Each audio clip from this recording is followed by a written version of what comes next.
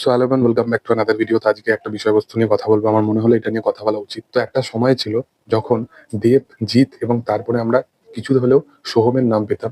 কারণ সোহমের সেই একটা টাইম ছিল যখন 'বোঝে না সে বোঝে না' থেকে 'প্রেম আমার' প্রত্যেকটা ছবিতে কিন্তু সোহম কিন্তু একজন এস্টাবলিশমেন্ট অভিনেতা ছিল। আজকের দিনে দাঁড়িয়ে যদি 'বোঝে না সে বোঝে না' দেখা হয়, মানুষ বেশিরভাগটা কিন্তু আবিরের ছবি বলে যাবে। কিন্তু সেই একটা টাইম ছিল যখন কিন্তু সবাই ওখানে সোহমকে দেখতে গেছিল। তো এই একটা স্টারডাম কিন্তু সোহমের ছিলই ১ম থেকে, এবং সোহম অনেক আগে থেকেই বাংলা সিনেমার জগৎ থেকে মানে জগতের সাথে কিন্তু জুড়ে ছিল, এবং বাংলায় এমন কেউ নেই যে সোহমকে চেনে না বা সোহমের অভিনয় দেখেনি। সোহম অ্যাজ এ পারফর্মার, আমি বারবার বলি, সে অ্যাজ এ পারফর্মার কিন্তু খুব ভালো। সে যেভাবে নিজেকে যে জায়গায় এই মুহূর্তে নিয়ে এসছে, আমার মনে হয় যে অডিয়েন্স তার কিছু দেখেইনি। অডিয়েন্সের কাছে সে আরো ভালোভাবে নিজেকে প্রেজেন্ট করতে পারত, নিজেকে ডেলিভার করতে পারত। কিন্তু সেই জিনিসটা হয়নি। কোথাও গিয়ে অনেক প্রবলেমেটিক কারণবশত সেটা নিয়ে আমি আর ডিসক্লোজ করতে চাই না। তো যেটা মূলত এখন আপডেট উঠে আসছে যে সোহমের যে একটা কামব্যাক কিন্তু হতে চলেছে। আমরা ২০২৫ এর থেকেই আমরা জানি, এবং ফেলু বক্সির মতো এবং এর সাথে ফেলু বক্সি তো এই বছরে আসছে। এই বছরে সোহমের কিন্তু আরো ২ খানা সিনেমা আসতে চলেছে। ২ টো কি ৩ টে সিনেমা আসতে চলেছে।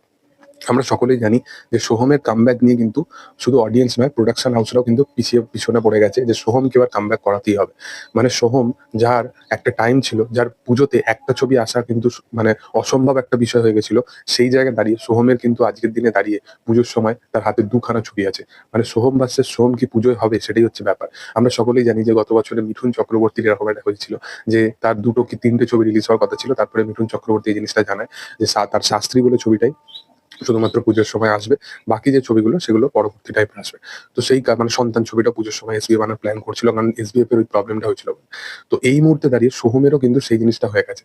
সোহম, তোমরা সকলেই জানো যে তার নগরে বলে যে ছবিটা, যেখানে শ্রাবন্তী থাকতে চলেছে, সেই ছবিটাতে কিন্তু পুজোর সময় তাদের অলরেডি অ্যানাউন্সমেন্ট হয়ে গেছে। এই পুজোতে সোহম এবং শ্রাবন্তীর আমরা একসাথে কিন্তু ছবি দেখতে চলেছি। ছবিটার নাম হচ্ছে দুর্গানগরে। দুজনেই ভালো পারফর্মার। ছবি মানে পোস্টার গুলো রিসেন্ট লেগেছে, আশা করবো ছবিটা ভালো হবে।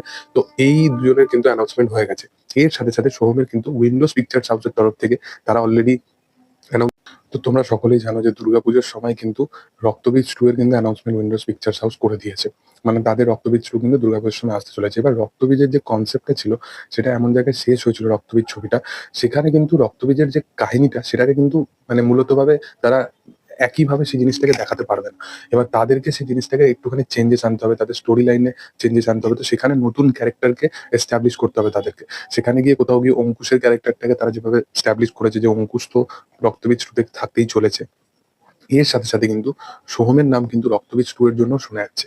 মানে রক্তবীজ 2 তে সোহম, মিমি বা আবির এবং অঙ্কুশ, এই ৫ জন কিন্তু একসাথে থাকতে চলেছে রক্তবীজ 2 তে। এবার দুর্গাপুজোর সময় এই মানুষটারই কিন্তু ২ খানা ছবি আসতে চলেছে। একটা হচ্ছে দুর্গানগরে এবং একটা হচ্ছে রক্তবীজ 2। যদি রক্তবীজ 2 তে আগে থেকে ডিসক্লোজ করে দেওয়া হয় যে সোহম আছে এই ছবিতে, তাহলে আমার মনে হয় না যে দুটো ছবি আসতে তার কোনো প্রবলেম হবে। যদি তাদের তরফ থেকে তাদের এন্ড থেকে ডিসক্লোজ করে দেয়, এবং অঙ্কুশের ক্যারেক্টারটাকে যেরকমভাবে তারা স্পেশাল অ্যাপিয়ারেন্স হিসাবে লাস্টের দিকে একটা সারপ্রাইজ ফ্যাক্টর হিসাবে তারা প্রেজেন্ট করেছিল, সেইরকম ভাবে যদি তারা প্রেজেন্ট করে, তাহলে আমার মনে হয় না যে কোনো মানে অস্বাভাবিক কিছু। কিন্তু যদি ডিসক্লোজ করে দেয়, তাহলে একটা মানে মানুষেরই ২ টো ছবি আসছে, তো সেটা একটুখানি আমার মনে হয় যে প্রবলেমেটিক কিছু হয়ে দাঁড়াবে। তো দেখার যে সেটা আপকামিং দিনে সোহম কি ডিসিশন নেয়। এবং সোহমের ডিসেম্বরের টাইমেও কিন্তু একটা ছবি আসতে চলেছে, যেটার নাম হচ্ছে ভানুপ্রিয়া ভূতের হোটেল। যেটাও কিন্তু উইন্ডোজ পিকচার্স এর তরফ থেকেই আসতে চলেছে, এবং সেটা নিয়ে অলরেডি অ্যানাউন্সমেন্ট হয়ে গেছে। কিন্তু তারা তাদের অ্যাক্টর অ্যাক্ট্রেসের নাম কিন্তু এখনো পর্যন্ত কিন্তু তারা ডিসক্লোজ করেনি। সেটা কে হতে চলেছে আমরা জানি না। কিন্তু শোনা যাচ্ছে যে সম্ভবত সোহম এবং মিমি কিন্তু এই ছবিটায় থাকতে চলেছে মুখ্য চরিত্রে। দেখার যে সোহমের কিন্তু আপকামিং দিনে ভালো প্রজেক্টের সাথে সে অ্যাসোসিয়েট হচ্ছে।